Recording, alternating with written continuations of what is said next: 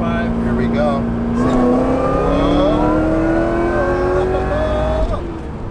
Yeah.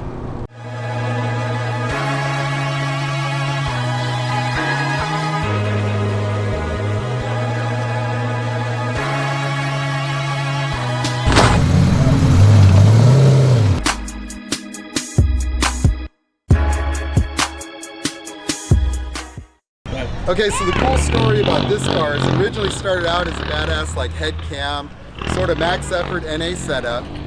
And somewhere around that time, I started getting wind of the new Eaton 2650 rotors, and we were all just waiting to see what manufacturer would develop a supercharger specific to the LS application. I saw Magnuson had built one for the Hellcat, but I saw the SEMA show and I realized a company in Australia, Harrop, had developed a prototype for the LSA application that they were just in testing. And so I reached out to them, got in contact with the vice president there. They're actually able to redirect to several of the blowers that are on display at SEMA.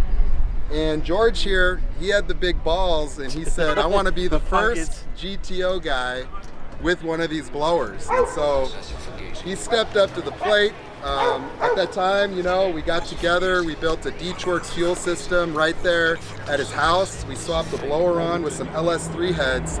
And this thing has been nothing but impressive. I mean, it's lasted for 2 years. It's a stock bottom end setup, making well over 700 at the tire on very minimal boost. If you take a look, we're talking about only a 3.22 inch upper. So a tiny, I mean, a big ass upper pulley with a stock GTO lower pulley that's been pinned. And then we're literally still on a 6-rib setup.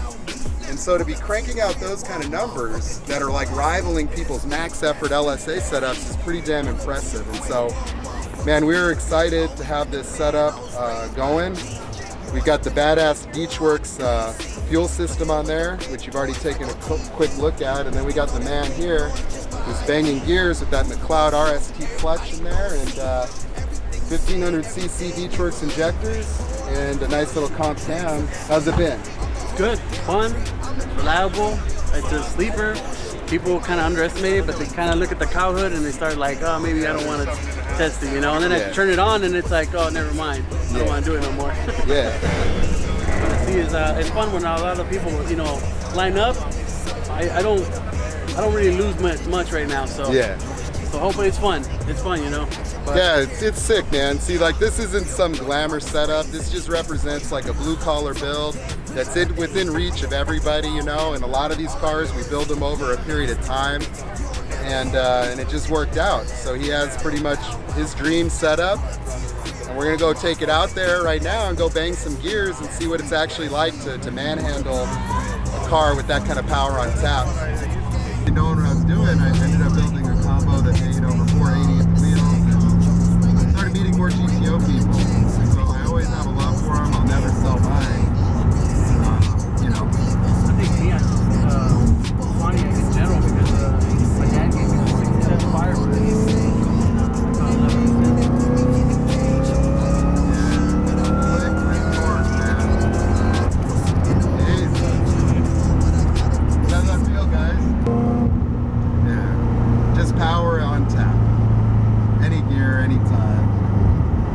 What's that been like driving it? I love it.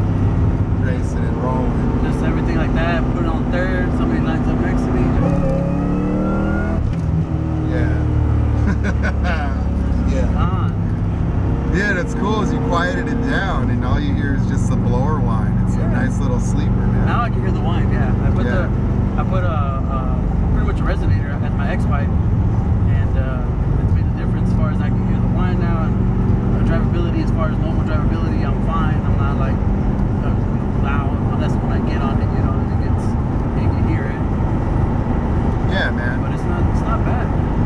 What's really amazing about this TVS supercharger from Harrop is we're not pushing at all. I mean, we're talking about a factory OEM crankshaft damper, 6-rib setup with a 3.22 inch upper. And so if you put that into perspective, we're spinning the blower much less than a factory LSA supercharger.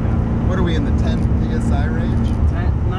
9, 10 PSI. This car made 727 at the wheel on a completely stock bottom end LS2 with untipped untouched LS3 heads and an NA cam, a 231, 239 comp LSR cam that's been in the car for what, 4 or 5 years? Since the first NA build. First NA build, 5 years ago. We went NA and then we went. We want to put an LSA blower. LSA. And then How's this compared to the LSA blower? Oh, night and day. Night and day. Night and day.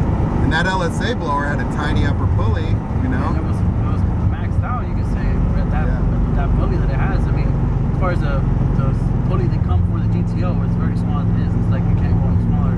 I'm on the party somewhat of a very big, large upper pulley now, and I'm making like crazy power. Yeah, I mean, we could switch it to a smaller grip tech, you know, gain 100 just very easily overnight. I mean, there's even like an 8-rib conversion, 10% overdrive lower. I mean, we could easily push this combo to 1,000. It would just be a question of the longevity of the engine. Yeah. But obviously, I know that you have another combo in weight. Third gear pull. 35. Here we go.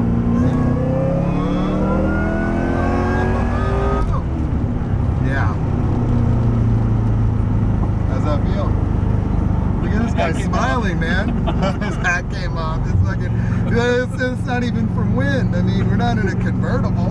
You know, it's going blowing his hat off, bro.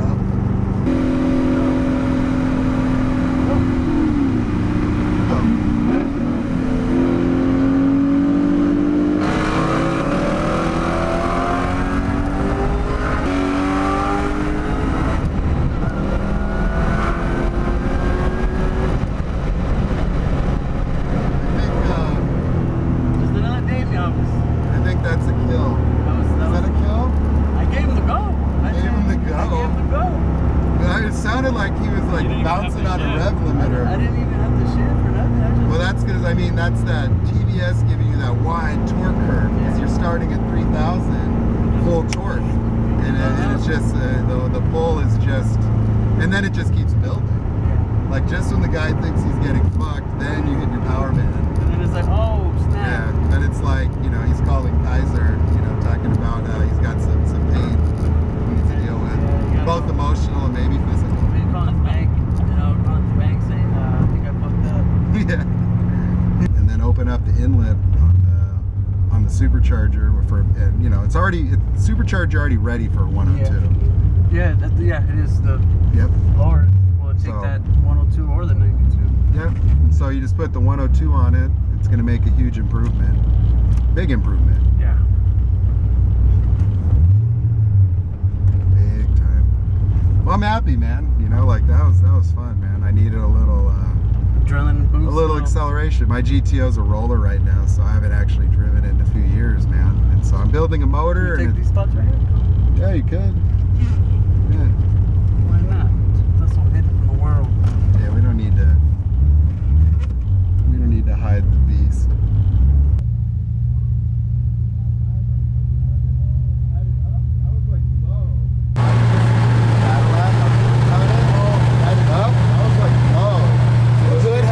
Momentum. It just went down. It was just like, I just had a little fun.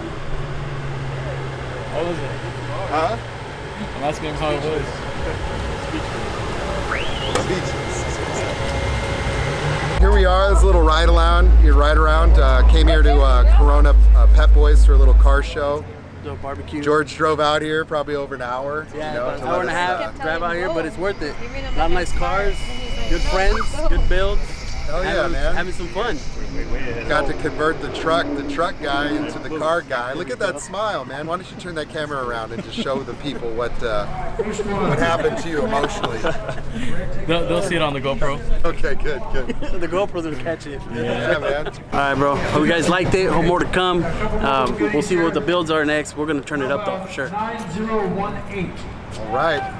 Yeah, just keep an eye out, you know. Keep an eye out on the YouTube channel. We're gonna start featuring a lot of the cool cars that we're working with, a lot of the amazing personalities that have the huevos to take a daily and turn it into a monster and then drive it every day anyway. And so I think those are the kind of projects people get excited about, the ones that are most relatable. You know, not necessarily the SEMA build, but the car that you could buy, you could afford to modify, and then you can drive the shit out of. And so our focus is building fuel systems and the things that allow people to stretch the budget and make big power reliably. Yeah. You know. So Garage Guy, Boss TBS GTO, Instagram. Follow us. Give us a like and share. Thank you.